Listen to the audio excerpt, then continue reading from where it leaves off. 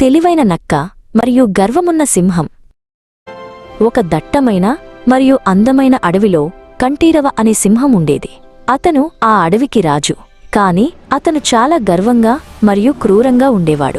తనే అందరికంటే బలవంతుడినని అతను ఎప్పుడూ విర్రవీగేవాడు. కంఠీరవ ప్రతిరోజూ అడవిలోని జంతువులను వేటాడేవాడు. దీంతో జంతువులన్నీ భయంతో వణికిపోయేవి. ఒకరోజు జంతువులన్నీ సమావేశమై రోజుకు ఒక జంతువు చొప్పున సింహానికి ఆహారంగా వెళ్లాలని నిర్ణయించుకున్నాయి. ఒకరోజు యుక్తి అనే తెలివైన నక్కవంతు వచ్చింది. యుక్తికి సింహం దగ్గరకు వెళ్లడం ఇష్టం లేదు. అతను తన ప్రాణాలను కాపాడుకోవడానికి మరియు అడవిని రక్షించడానికి ఒక అద్భుతమైన ఉపాయం ఆలోచించాడు. యుక్తి చాలా ఆలస్యంగా కంఠీరవ ఉన్న గుహ దగ్గరకు వెళ్లాడు. ఆకలితో ఉన్న కంఠీరవ కోపంతో ఊగిపోతున్నాడు. ఎందుకు ఇంత ఆలస్యం చేశావు అని కంఠీరవ గట్టిగా గర్జించాడు. యుక్తి వినయంగా వంగి, మహారాజా, నేను వస్తుంటే దారిలో మరొక సింహం నన్ను ఆపేసింది.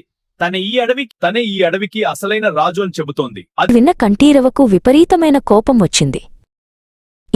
ఏమిటి? ఈ అడవిలో నాకంటే బలవంతుడు ఇంకొకడున్నాడా? నన్ను అతని దగ్గరకు తీసుకువెళ్ళు. ఇప్పుడే అతన్ని చంపేస్తాను. సరే. యుక్తి లోపల నవ్వుకుంటూ సరే అన్నాడు. యుక్తి సింహాన్ని అడవి మధ్యలో ఉన్న ఒక పాత బావి దగ్గరకు తీసుకువెళ్లాడు.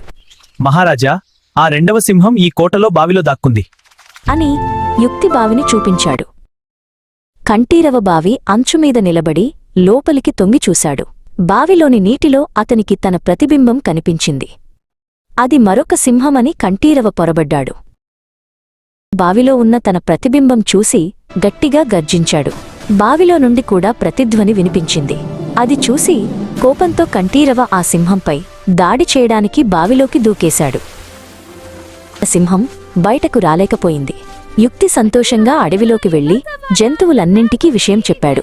జంతువులన్నీ యుక్తిని మెచ్చుకున్నాయి. తెలివి ఉంటే ఎంతటి సమస్యనైనా పరిష్కరించవచ్చు అని అందరూ తెలుసుకున్నారు.